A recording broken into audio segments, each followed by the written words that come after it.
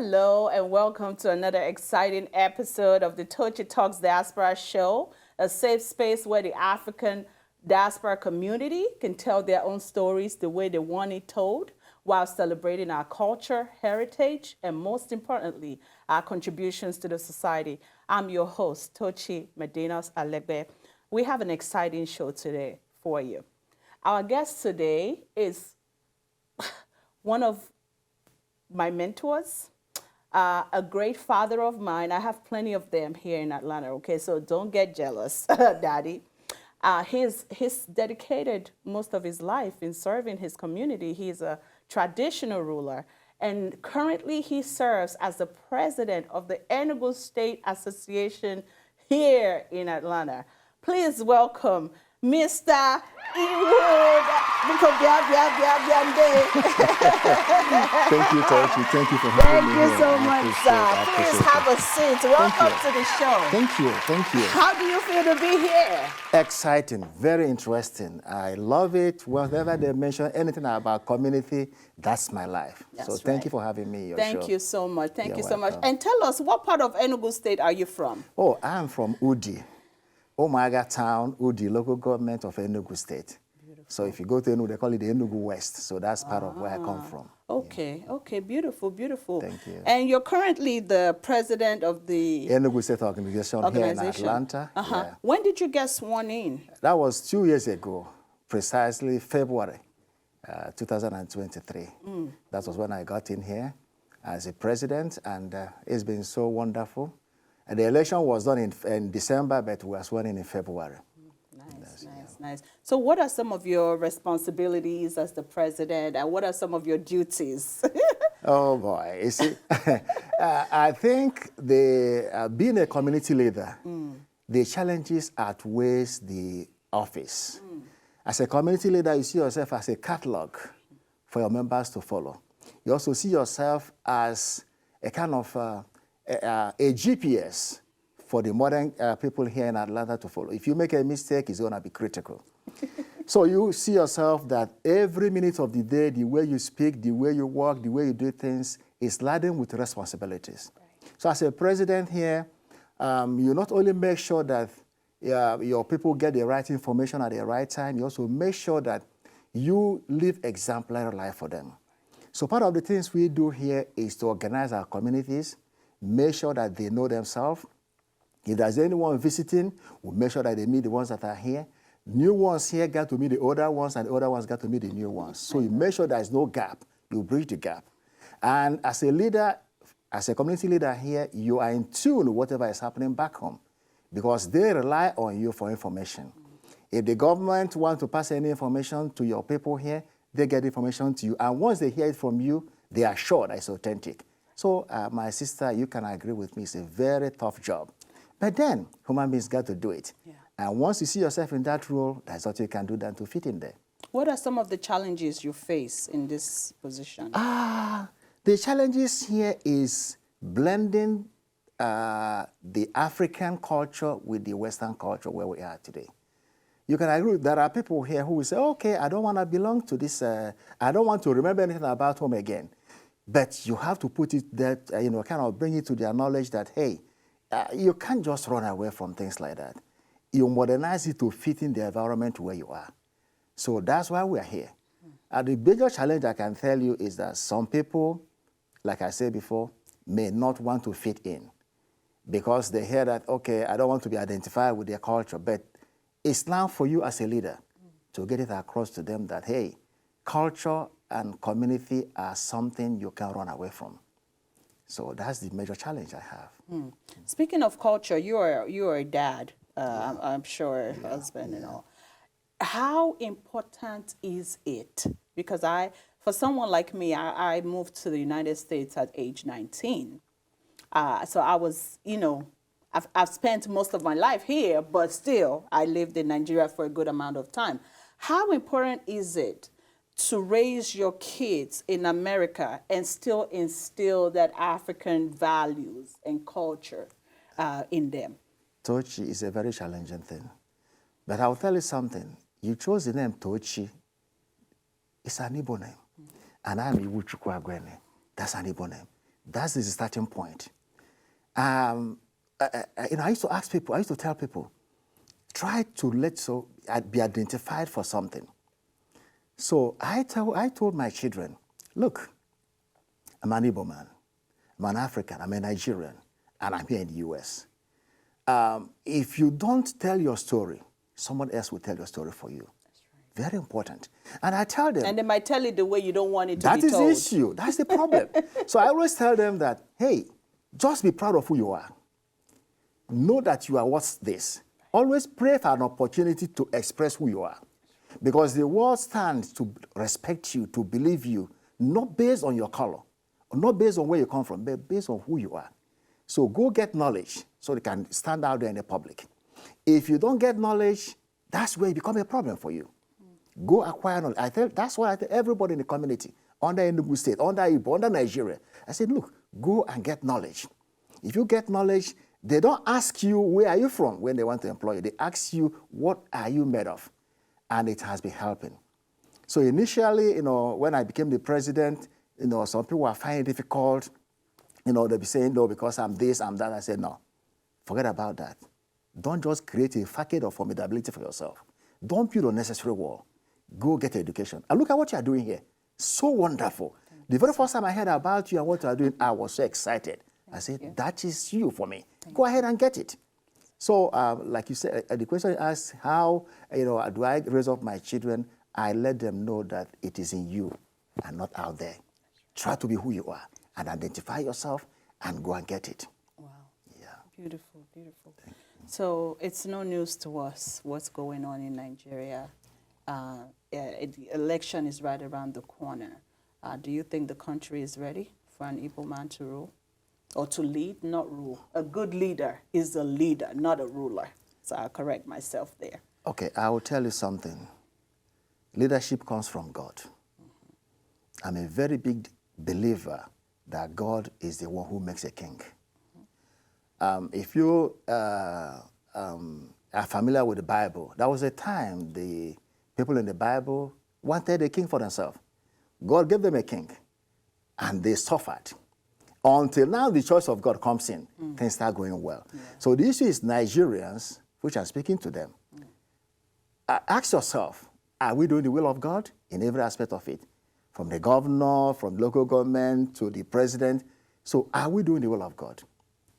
And sometimes, if you read the Bible, they will tell you the Israelites were enslaved for 40 years, or for 10 years, for 20 years. It's not just, you read it under a minute in the Bible. They were not smiling those years. They were going through things.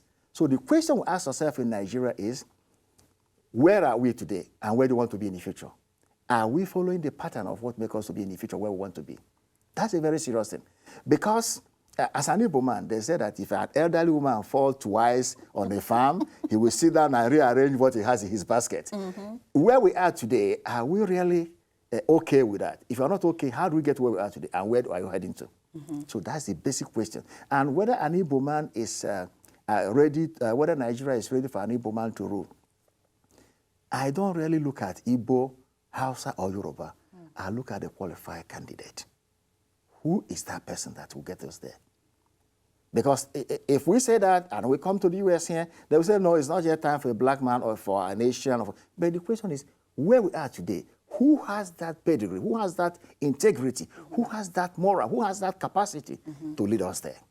So we Nigerians got to ask ourselves, where are we today? And where do we want to go? And among all the people that line up there, who can take us to that place? And until we answer that question consciously, judiciously, without fear or favor, we will still be experiencing what we're experiencing today. Thank you. And I'm not going to put you on the hot seat, but I have to ask you this. With the current candidates running, it's obvious. The top runner-ups is Tinubu, President Bola Ahmed Tinubu, and Peter Obi. Yeah. Who do you think is most qualified to run as of today, this day and age? I will tell you something. In 2023, when they were asking the presidential candidates to say their manifesto, Tinubu said something, that he will continue where Buhari stopped. And he came in. He continued. And people voted for him. So the question is, those who voted for him, did they enjoy where Buhari stopped? And where to do is going to continue. So the question now is, these two people here are the front runners. President Ahmed Tinubu, I respect him as an elder statesman. Right. Former Governor Peter Obi, I respect all his achievements. What do Nigerians want? That's a key question to ask them. Do they still want to continue from where Buhari stopped? Okay. Or do they want something else? Personally, I have one vote. And I always tell people that if you don't know where rain starts beating you, it's more likely you will not know where the rain stops. I have an Igbo man in the building, okay? So, adage. So that's what it takes. Nigerians got to sit down and ask themselves, where did this rain start from? Then you'll be able to decide where it's going to stop. Right. If you don't do that, you still continue to do what you're doing. And most of the times I tell them back home, it's like you guys are happy with what you are doing. If you're not happy with what you are doing, say it out. I live in the United States of America. You see what happens here in election time. If there is a problem, if the president is not doing well, you will see it at the November election. There will be a change. You will hear it. If it's all Republicans or Democrats, something definitely will come up to Sweden. Do Nigerians go in that area, or do they go in the area of he's an Igbo man, he's an Hausa man, he's a Yoruba man? Yeah. If you continue that way, we will not get where we're going. So on social media, I've heard we've seen a lot of comments of people saying that it's time for the country to divide. It's time for Biafra to go. As an Igbo community leader here in the diaspora, do you agree with that? Division without a mission is dangerous. Very. So you don't just divide out of sentiment. You divide for a purpose. Nigeria, at this point in time, are we doing good as one Nigeria? That's a quick question. Are we doing good? I remember when I was in Nigeria, if you pick up a shoe, they will tell you, oh, that's made in Aba. We're so proud of what is being done in our place. Where is it today? So if dividing Nigeria with a willful purpose, consciously, will make that part of the world to spring up and realize their potentials, why not? But we don't divide for selfish reasons. We don't divide because I want to go and rule a segment of people. No, we divide for strategic reasons. If the Igbos are there in the industrial aspect of it, and they are wonderfully good there, and they believe that cutting out Igbo from that section will give them an opportunity to spring up and be as strong like a Japan or a China in that part of the world, why not? So if we stand here and say, divide because we want Igbos to go, we have not solved a problem. There'll still be a crisis. But if we are saying divide because there's a reason, conscious reason, for us to go our ways and manage our resources differently, that is super good. And that's what I support. Beautiful, beautiful. I like your answer. Very good. So Nigeria may be facing its challenges, right? But the governor of your state, Enugu State, I mean, he's getting great reviews online about the great work that he's been doing. Tell us about some of them. And I heard about the recent airport, right? So the state now has its own airport. Is that correct? Governor Peter Mba is God's gift to Enugu State and Igbo. Beautiful. Governor Peter Mba is wonderful. That's one of the governors today that can stand, and the state that can stand for 2-3 months without allocation from the federal. Enugu used to be fund its own self. That governor is phenomenal. He's doing wonderfully well. Good to know. And there are things he does which many people don't know. Governor don't even have time to sit down he does his meetings on Zoom most of the times. On the move. Sometimes even in his car, because he had to meet up with us, he'll be having Zoom meeting with you. 10-15 minutes allocated. So that I don't see my governor is not the issue. The governor is always there. He's doing wonderfully well. Hotel Presidential, International Conference Center, hospitals, that guy is an enigma. My problem is not where Enugu State is today. My problem is who will take over from him. Because whatever you do as a leader and your successor does not fit in well, that's a problem. It will be catastrophic. So I don't look at what he's doing today in Enugu State. We're already there. It's a question of after his 8 years, what next? Well, let's just hope and pray that God who brought him in would help him set the pace or set the tone for the next, his successor. But I want to ask you one, go ahead, sir. I wish he will listen to this. It is not I am a leader that matters, but who comes next after me. Right from this moment, he's supposed to be mentoring people. Absolutely. And let them know that there is a reason why I'm doing what I'm doing. There is a reason why I'm not embezzling funds. And look at the Abia State. So if he don't drum it into their ears, that's a problem. Right. A leader is not a good leader if there are no successors. Yeah. Go mentor people. Let them come in with the same vision. So that's what I'm praying for him to do. Speaking of mentoring or mentorship, that was going to be my final question. What do you think this current administration is doing to empower the youth, the young people? Because of course, who else is he going to hand over to? We are the future of tomorrow. What is he doing to help the young people in his state?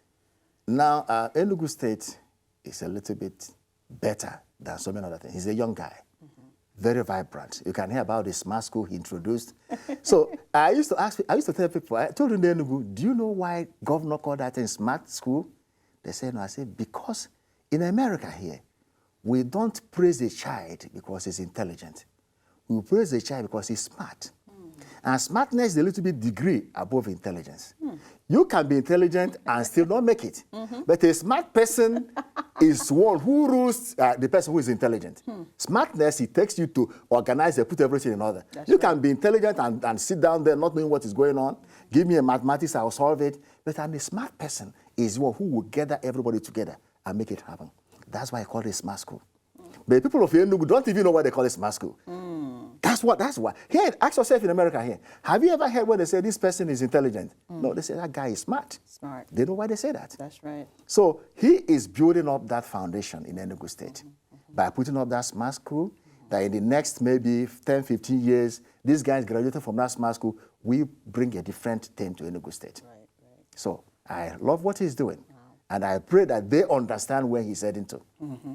Because the one thing I don't like about him is that he doesn't talk too much. And when people don't hear you talk, they don't understand where you're heading to. His action, but he should be speaking to the people and explain things to them more. He said, people around him should be talking and let them know, look at where I'm heading to, look at what I want to achieve in the next 5, 6 years, so that will not be cut short. But at the same time, I'm just going to play the devil's advocate here. Talk is cheap. I think I agree with you. Don't get me wrong. It's very important for him to have a press secretary who briefs the state on what he does on a daily basis or weekly or at least monthly basis. However, I also think that when you're a good leader, right, your work shows. You can't hide it. The people can see. They can see good road. They can see the economy booming. They can see lights. They can see good jobs. They can see infrastructure. They can see good healthcare facilities. So I'm not even trying to make an excuse for the governor, but in all honesty, I think if I have to pick between both, I would pick a working governor who talks less and does more work. I love that. Remember, America said, if you don't say, here I am, nobody say that or thou.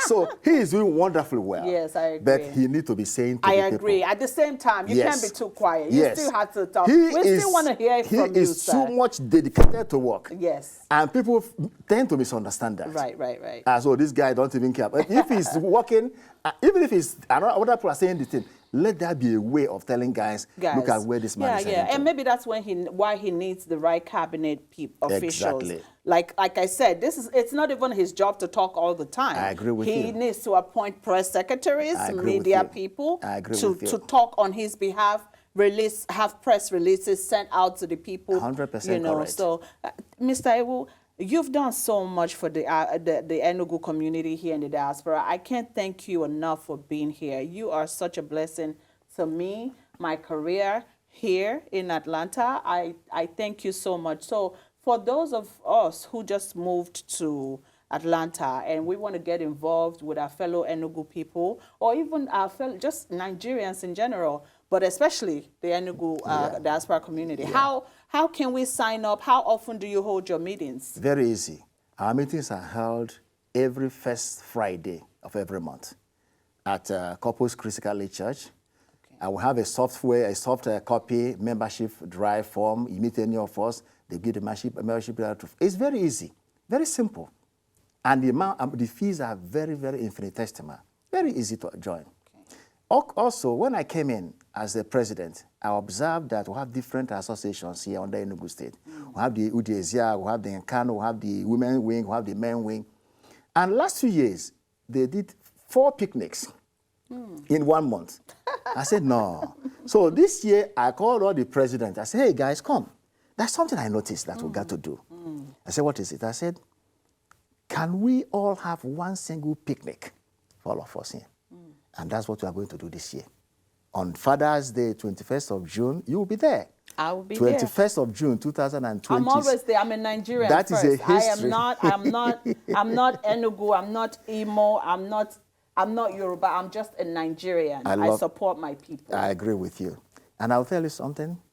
That is a history in the making. All the presidents have come together.